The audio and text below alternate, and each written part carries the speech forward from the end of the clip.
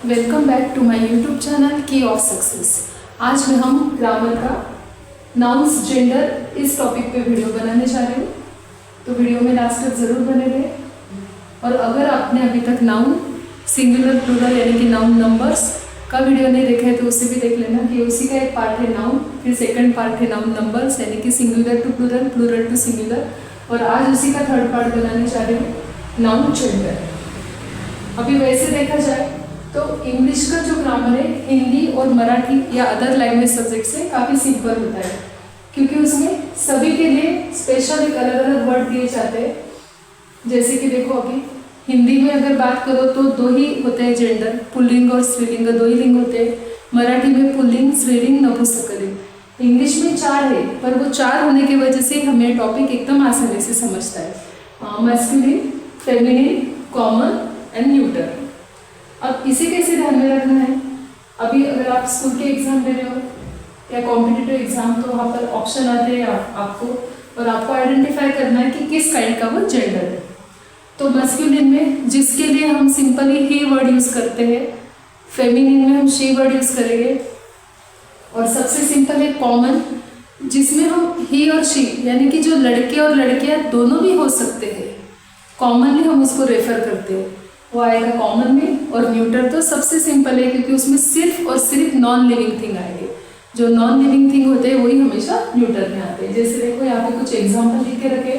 सबसे पहले बात करेंगे स्टूडेंट। अब स्टूडेंट पढ़ने के बाद हमारे दिमाग में बस आता है कि भाई स्टूडेंट तो गर्ल्स और बॉयज दोनों भी हो सकते हैं। स्कूल में जो जाते हैं वो स्टूडेंट्स, यहाँ पर बॉयज और गर्ल्स दोनों होते हैं, तो जहाँ पर दोनों होते हैं वो कॉमन में आएगा। तो स्टूडेंट हो गया कॉमन जेंडर, क्योंकि ही और शी दोनों भी हो सकते हैं।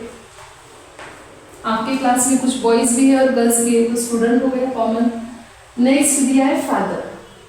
फादर के लिए हम हमेशा ही वर्ड यूज करते हैं, और फादर वर्ड पढ़ के हमें पता चल जाता है कि मैस्कुलिन जेंडर है। फिर नेक्स्ट दिया हुआ है चाइल्ड। अभी छोटा चाइल्ड या बेबी, अगर दोनों में से कोई भी वर्ड दो तो चाइल्ड हम दोनों के लिए रेफर करते हैं कि भाई लड़का भी हो सकता है, लड़की भी हो सकता है। छोटे बच्चे को हम चाइल्ड या बेबी कंबाइनली यूज करते हैं, तो चाइल्ड भी कॉमन में ही आएगा।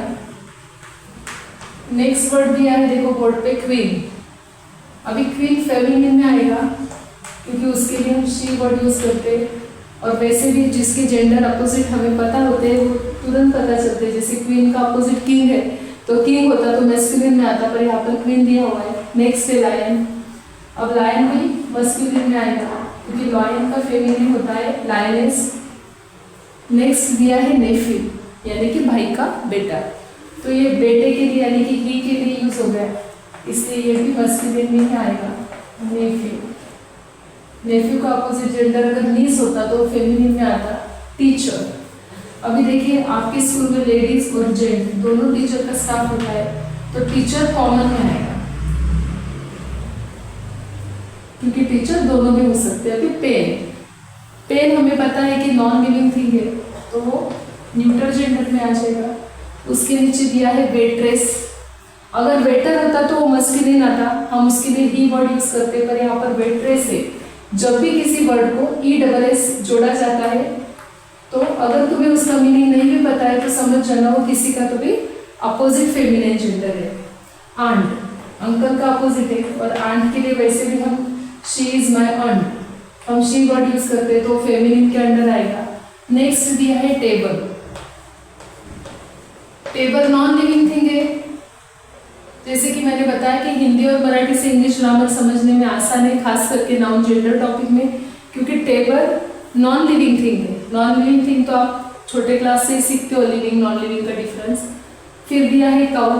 अगर यहाँ पे ऑक्स या बुल होता तो हम मैस्कुलिन में लिखते, बट यहाँ पर काउ है, इसलिए ये हो गया फेमिनिन जेंडर। कंप्यूटर।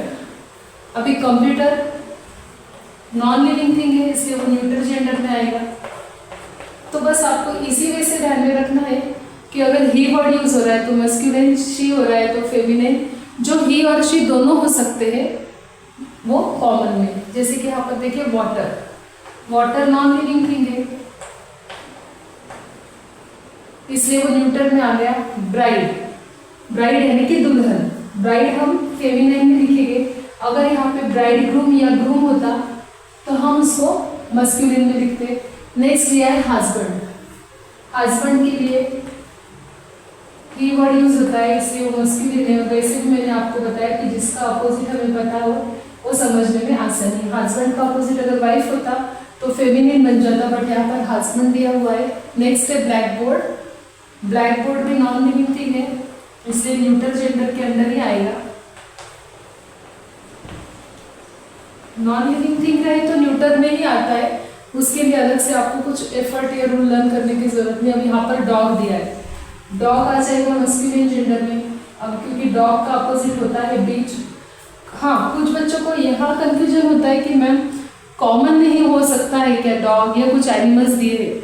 तो देखिए, अगर उसका अपोजिट जेंडर होता है, अभी डॉग है तो हम उसको ही रेफर करते हैं, क्योंकि डॉग का अपोजिट बीच होता है और वो फेमिनिन में आ जाता है। अभी पायलट, पायलट कॉमन में आएगा क्योंकि प्लेन चलाने वाले गर्ल्स बॉयज मेल फीमेल दोनों भी हो सकते हैं। तो जो मेल और फीमेल दोनों भी हो सकते हैं वो आएंगे कॉमन जेंडर में, जिसके लिए सिर्फ ही वर्ड का ही यूज होता है, वो मस्कुलिन।